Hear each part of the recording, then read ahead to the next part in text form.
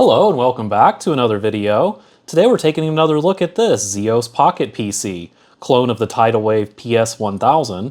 In a previous video we added USB-C charging to this unit, in addition to making a few other fixes, cleaning up the battery contacts and some things like that. But yeah, so this has been working great, absolutely fantastically, the USB-C charging. But of course, that's about the only thing I can plug into it because it uses proprietary serial and parallel cables. I kind of also touched on this in a previous video. But here, I'll go ahead and open that cover back up. There we go. So yeah, it uses these funky Centronics super thin style connectors, and yeah, nearly unobtainium. Definitely appreciate everyone who posted a comment in the previous video. Tried to track down some of those leads, but I couldn't find anything that really matches these connectors precisely. So I thought what I would do today is, since this unit's actually, kind of still in pretty rough shape, all things considered, I thought what I would do is look into adding an actual physical serial port. The interesting thing is, it almost seems like there could be enough room for one of these. It's just they chose to go with these much smaller connectors. So I have two serial ports here, and these are the male side, so these are the PC side, so this will allow things like mice and other peripherals to plug into the ZEOS directly. I have two of them. One is pretty standard when you have the solder tails here on the end, and of course, normally these would be in a shell or something, and you would solder the wires to it individually. But I also have this PCB mount version that's also very thin. As you can see the profile there, and all of the leads stick down at the bottom. So this one's actually a good bit thinner on the back than this other serial port. So I thought, surely one of these should be able to fit on the inside of the ZEOS. So I'm going to go ahead and get this thing back open. If you want to see more about the opening disassembly process, definitely check out that previous video. But I'm going to go ahead and get this thing back open and start looking around and seeing what is the possibility of getting an actual serial port here on the ZEOS. So let's get right to it. Okay, yeah, so now that I have the ZEOS mostly assembled here, screen detached and the wires desoldered there, USB-C power input desoldered, and also disconnected these. Even though the battery spring terminals will come out of the case, it'll just make removing the board a little bit easier here. So I'm just kind of, should just be able to slide this out now. There we go. So yeah, we can get a better look at the supposed so-called serial port that is on here. So there it is, right there.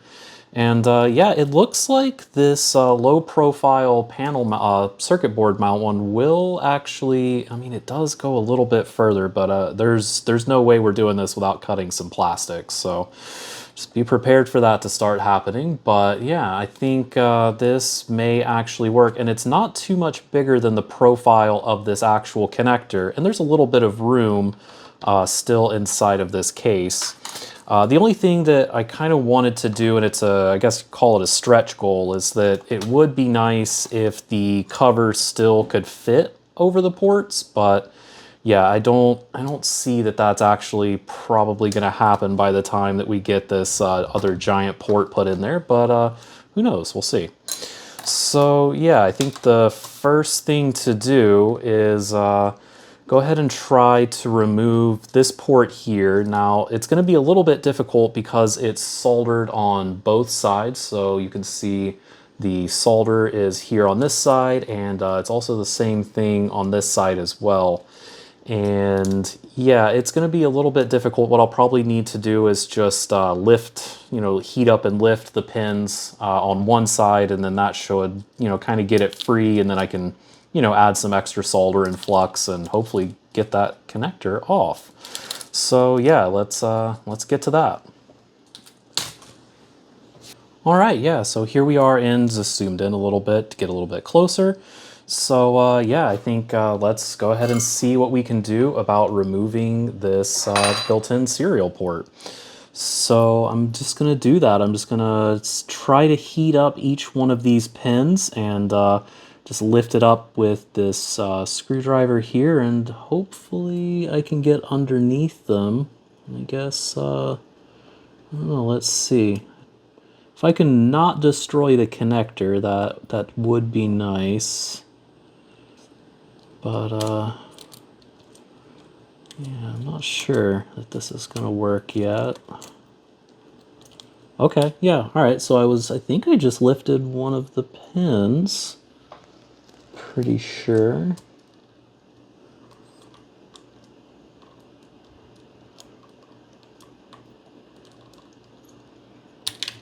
Yeah, let me get a little bit of flux on here. I think that might help the situation slightly. Just get just a little bit going on in here, just to help flow the solder a little bit. And yeah, get a little bit on my tip here, just to help conduct heat. So let's try this again.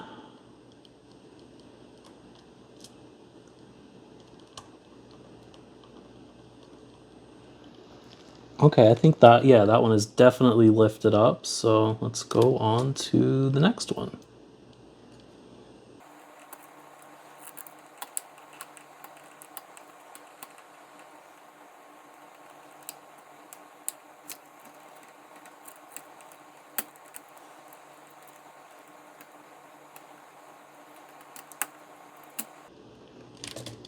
Okay.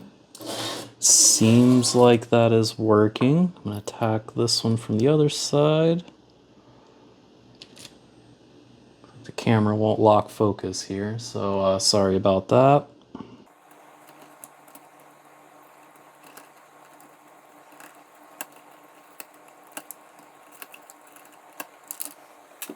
Okay, yeah, so I was able to get the screwdriver underneath each of these pins here on this side and loosen it up. So now the connector is visibly loose from this side. So in theory, I should just be able to, I'm going to add some flux here as well, but I should just be able to flow some solder onto these pins here, and then we can clean that up later. But that should help go ahead and remove this connector without doing too much damage. So let's see. Let's get some solder flowing here. Well, let's add some more.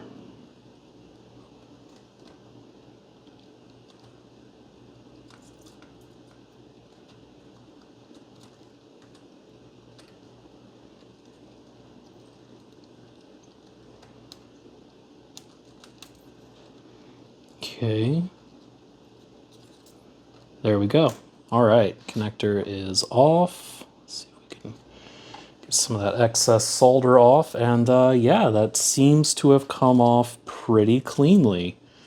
Looks like all of the pads are still in good condition.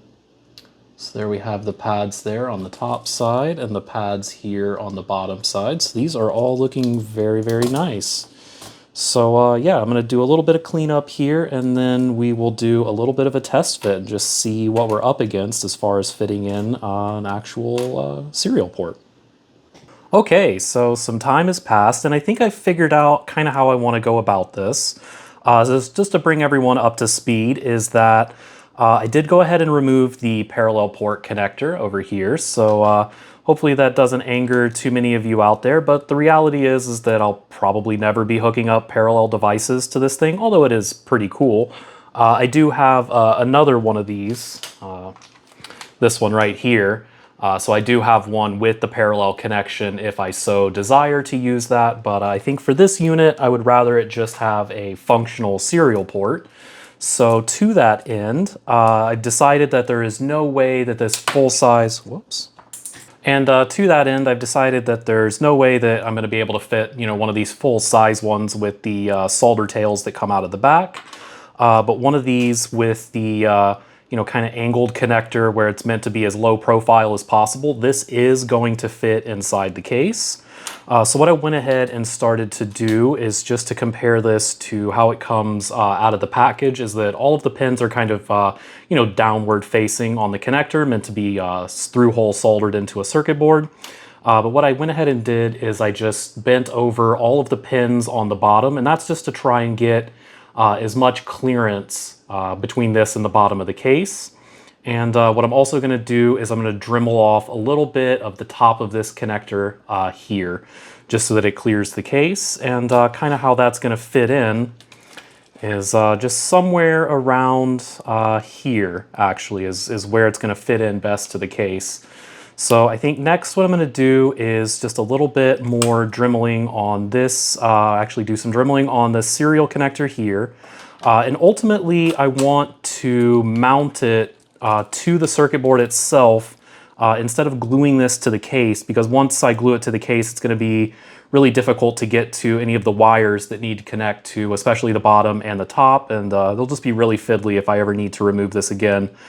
So I think I'll go ahead and try and get this attached to the case. And actually what I found is that the tabs that are on either side, just kind of for mechanical strength, they seem to line up really well with these big through-hole vias or whatever, you know, the original mounts that would have held the parallel port and the serial port on here. You can see the screw holes would have gone through there. They weren't actually used, but they are there. So I think I'll be able to, you know, add a peg there and a bunch of solder, and that'll help add some mechanical strength to this, in addition to probably a bunch of hot glue and super glue to get it to stay on there. But yeah, I think that is going to work really, really well. So I'm going to go ahead and continue dremeling on the case. I did do a little bit of cutting here, probably more than I should have.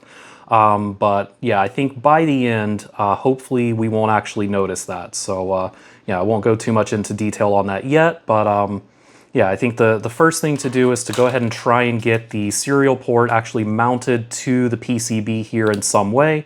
And of course, get the wires connected to these various pads. So yeah, I'll be right back in a minute with hopefully that done. See you then. Okay, so yeah, I think that worked out really well. Let me catch you guys up to speed. So yeah, again, using this type of serial port here, the really thin one. And yeah, look at that, serial port on the back. And I think it's going to be able to, what I eventually want to do is maybe cut the profile out of this connector, and then I can even get the cover back on, and then it'll kind of clean up any of my indiscretions, let's say, with the X-Acto knife when I was trying to figure this out. But yeah, the case does close completely with the port in place. So yeah, let's pop this back open and take a look at where we're at.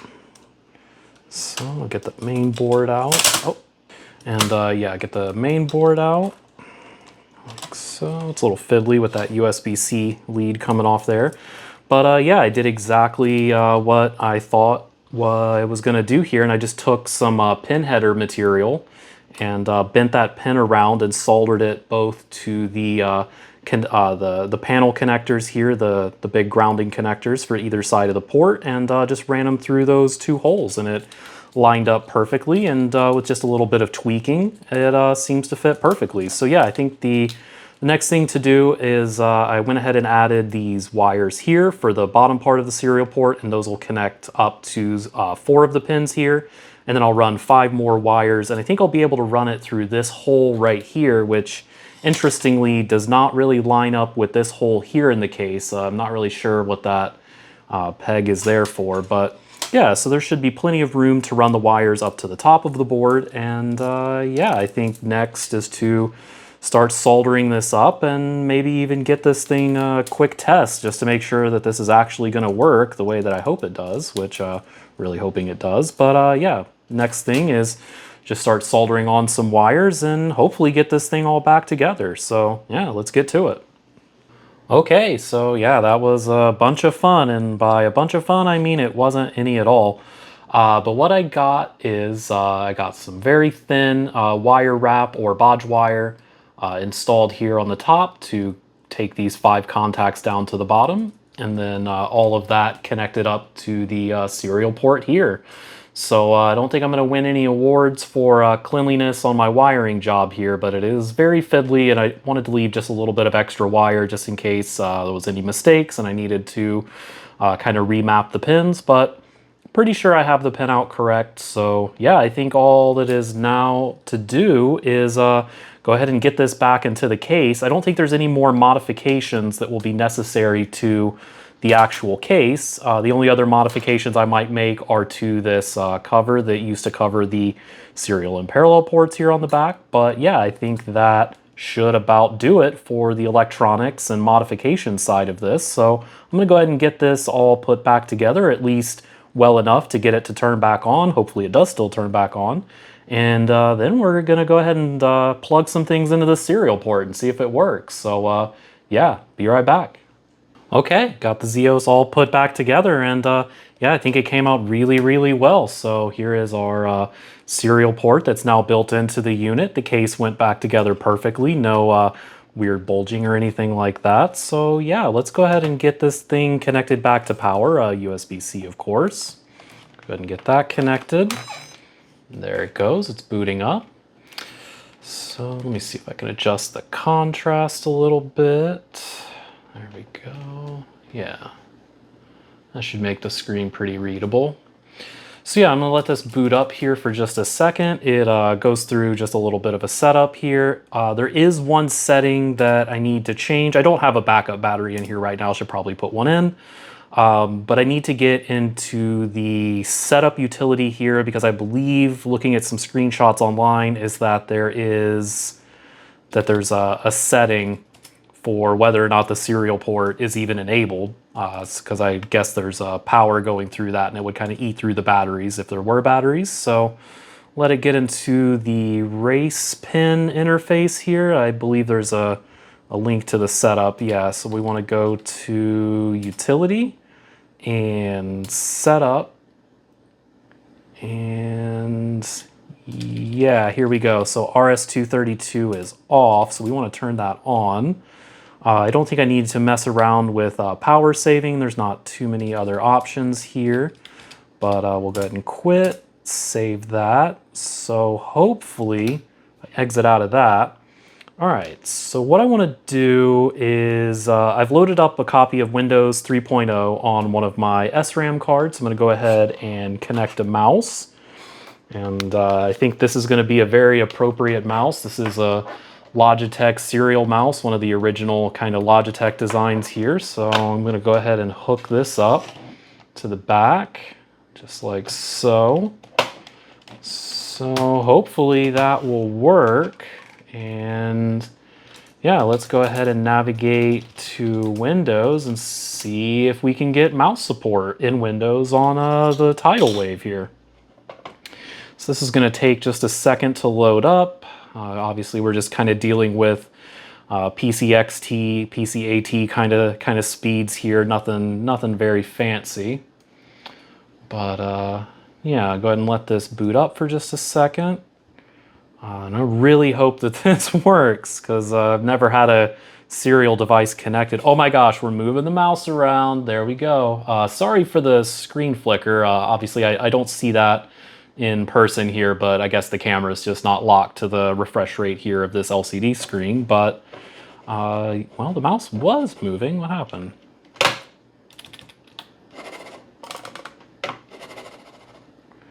Did Windows lock up on me? No. That's weird. The mouse was moving. We all saw it, and then it just kind of stopped. I don't know. Let me try. I'm going to try to rerun Windows here. See, oh, there it goes. Oh, maybe I just wasn't waiting long enough. It was still booting up or something. Okay, yeah, so we'll get back into Windows here. Let that start up again. Okay, there we go. So yeah, the mouse is moving. So I just want to see if it stops. So I'm just going to keep moving it around while Windows is starting up here. Just don't know if that was a weird fluke. Seemed to be, because it seemed like the mouse started, oh there, see, it just randomly stopped there. So I wonder if it's doing something. If I just have to wait a second here. So I'm going to give this just a minute and see if the mouse does start moving around. Yeah, so the mouse is still not moving. I wonder if this has something to do with that power saving feature. So let's exit Windows and see if I can get to that setup utility again. So we'll go, I actually don't know where that lives. Where is race pin on this thing? E? Yeah, there we are, DIR. So is there a setup? not really. Okay, well, I'm just going to run RP, which will get us back into that race pin application, and then we can run the setup again. So let's see, if I go back to the setup utility, and yeah, so serial is still enabled, but let me see if I turn off power saving. I'm not really sure what power saving does. So we'll exit the race pin menu, and let's try to run Windows again. So I'm just going to give this a second to boot up here. Okay, looks like we're booting into Windows now. So I'm going to keep moving this mouse around. I wonder if it was just the power saving kicking in, turning off the mouse while it was still loading. So let's see. Still loading, mouse is still working. Okay, so yeah, it must be that power saving feature eventually turning off the serial port. It's kind of strange. Let's see if we can get into solitaire here. That would be a good test. This thing is not going to win any awards for speed on Windows 3.0 here, but yeah, there we go. Cards loading and everything. Let's see if we can drag stuff around once it's done. Okay. Awesome. Yeah, look at that. So yeah, I can totally drag the cards around, and if I could see the colors, this would be a little bit easier. There's probably some people that recognize the colors here based off of the suits, but I'm not I'm not that good at solitaire. So yeah, we're gonna go ahead and exit this. And the other thing I wanted to try is connecting it to another computer over serial and just seeing if they can talk to each other. So let's go ahead and exit Windows here. And we'll disconnect the mouse. Get this out of the way. So for testing, actually was going to get out my 200LX here. So let's see. And you know, if we get the serial cable for the HP 200LX here, so I'll connect one end of the serial cable here and the other end to the back of the ZEOS. And let's see if I can get both of these somewhat in view. So yeah, let's get the HP on here, and I'm going to start up a program called Minicom on both of these. It's just a very, very minimal serial terminal. So we'll go here to Apps, Minicom. And yeah, this keyboard is really nice to type on. So it's not quite as compact as the 200LX here, but this thing is a nightmare to actually type on. This one is somewhat close to a small laptop keyboard, and it's actually very, very typable. And let's see, I'll launch Minicom here. So theoretically, I should be able to type. Oh, here we go. Here we go. Yeah, it's appearing right there on the screen, and it'll be a little bit easier to see on this one, so I'll type hello ZEOS. So yeah, these two computers are communicating over serial, and now that this thing has a built-in serial port, that should make this thing way, way, way more useful. So I am super happy with that. That is fantastic. All right, so I'm gonna get the 200LX here out of the way. And yeah, I think the last thing to wrap this project up is see if I can do a little bit of cutting here on this cover, because this cover will still kind of fit over here. You see it does still fit on that part. And essentially all I need to do is just cut out a profile of the serial port, and then you know, potentially I might even just glue this thing onto the bottom of the case here. But yeah, I think that'll start to wrap this project up. So I'm going to do a little bit of off-camera drilling and cutting and filing and see if I can't do some sort of a reasonable job of that. But yeah, that's I'm kind of speechless. This turned out great. So yeah, I'll be right back. Okay, well that's it. So I got the back cover kind of cut. I'll probably do a little bit more filing on this just to kind of refine the fitting, but super happy with the way that this came out. You can see it Fits very flushly. It doesn't stick out or anything, but is kind of perfectly flush with the back of the case. There's USB-C there, serial here. And yeah, that pretty much wraps up this project. Again, just really happy with the way this came out. I mean, this was always a pretty beat up unit. It's got a lot of scars and scratches and cracks and all sorts of damage, but yeah, this is going to be easily one of my favorite palm top computers, especially now that it has a real deal serial port on it. Again, just super happy with the way that this came out. A little bit of fitment issue here that I think I can clean up with just some additional filing on the cover here, but yeah, I just wanted to go ahead and get this video wrapped up, and yeah, I would say that this was a resounding success. I know it's gonna trouble some people that I removed the original port here, but yeah, it's just after weeks of searching for anything that resembles a cable or connector for this thing, just doesn't seem to be in the cards. And yeah, minor loss of functionality by removing the parallel port, but I will trade both of those wonky ports for at least one working actual PC port. So yeah, again, it worked great for the mouse, and I was able to do two-way communication between this and the HPLX. So yeah, I think that pretty much wraps this up. So yeah, thanks for watching. I hope to see you next time, and bye.